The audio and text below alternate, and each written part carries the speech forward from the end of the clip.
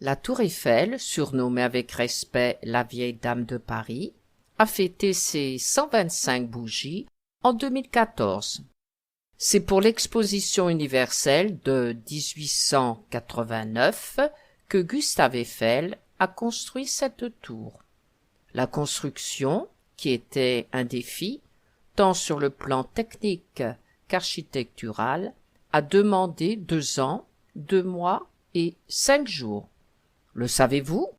Guy de Maupassant s'est opposé, comme beaucoup d'artistes, à la construction de la tour Eiffel.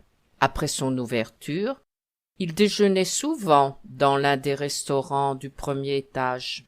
Un jour, un journaliste l'a interrogé et il a répondu « C'est le seul endroit de la ville où je ne la vois pas ».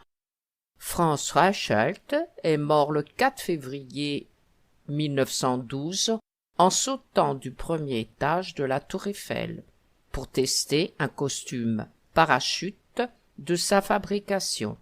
Pendant la Seconde Guerre mondiale, les Français ont fait un pied de nez, c'est-à-dire un affront à Hitler, en coupant les câbles des ascenseurs de la tour Eiffel. Il faut gravir 1665 marches pour atteindre le sommet de la tour par l'escalier. La tour n'a pas été construite pour durer. Elle était destinée à rester seulement 20 ans en place et a été sauvée par les expériences scientifiques qu'Eiffel a favorisées et en particulier les premières transmissions radiographiques puis de télécommunications.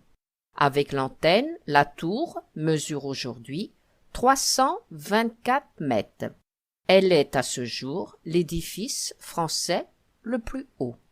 Depuis son ouverture, la vieille dame a accueilli près de 250 millions de visiteurs et ce sont près de 7 millions de curieux, dont environ 75% d'étrangers, qui lui rendent visite chaque année, ce qui en fait le monument payant le plus visité au monde.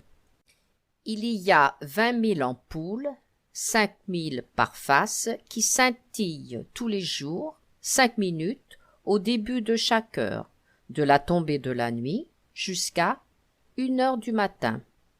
Pour sa 20e campagne de peinture, la tour Eiffel va retrouver la couleur jaune-brun, voulue par Gustave Eiffel en 1907.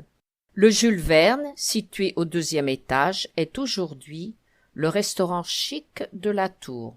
Il est géré par le célèbre chef Alain Ducasse. Aujourd'hui, la tour Eiffel se dresse toujours dans le ciel de la capitale française.